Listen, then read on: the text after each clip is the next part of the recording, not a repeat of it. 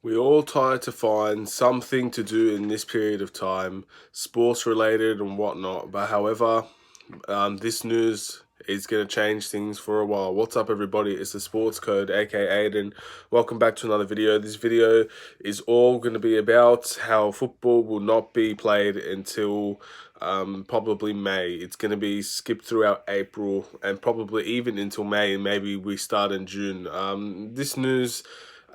Basically, it's the Premier League. I'm pretty sure it's not necessarily every single league, but I'm pretty sure most leagues will follow suit. So before we get started on my opinion on it, just please like and subscribe for more football updates like this.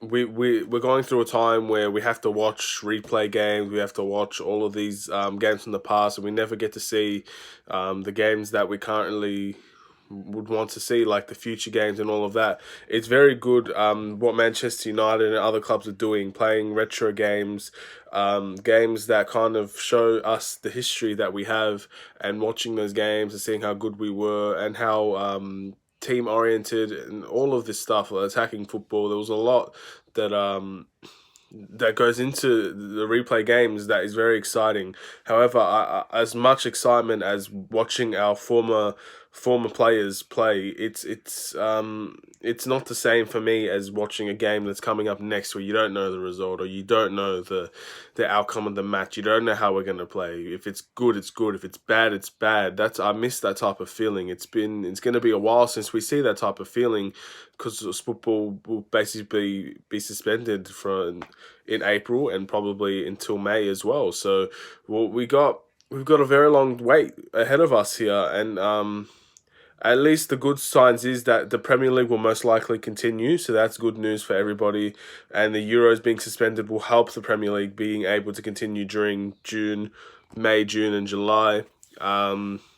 I'm not really sure how the off season for them is going to go, but that's going to be a bit interesting as well. But it's going to be tough. Like, a lot of people want to have football in their lives again, and in a way that they are having football in their lives again. It's just not the same, and a lot of people who maybe have seen these matches might not be as interested as people who haven't. Like, I'm very interested in seeing a Manchester United Juventus game where we won 2-3. I am excited.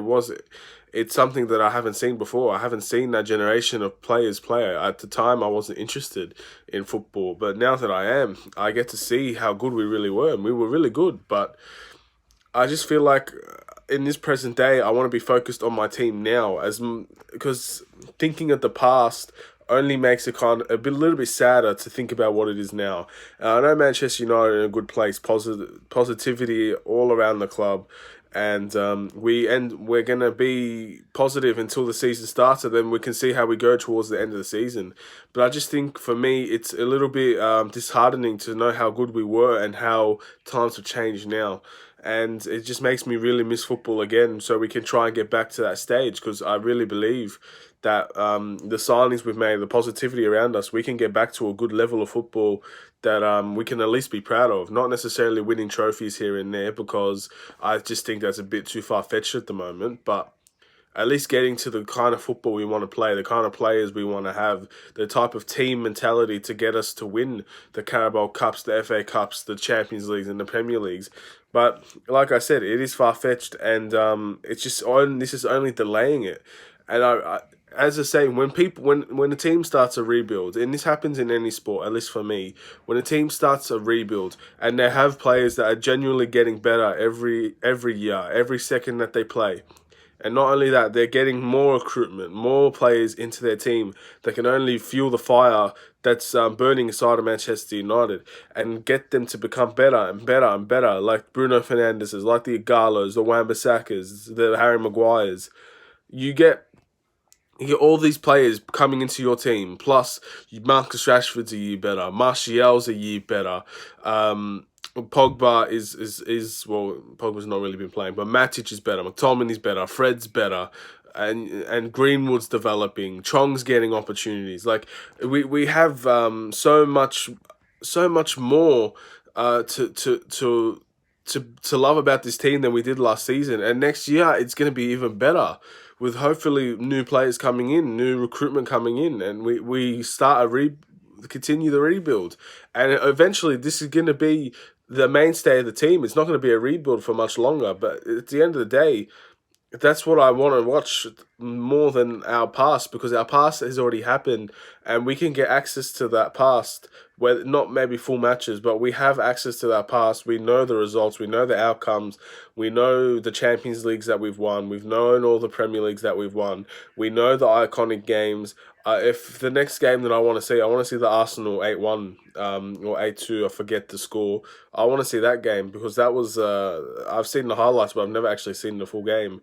But I want to see our team come back, and this is why it's so hard. This is why sports in general is falling, because we due to the safety of the players that they have, and of course that comes first before anybody's feelings, before my feelings, before anybody else's opinions on it.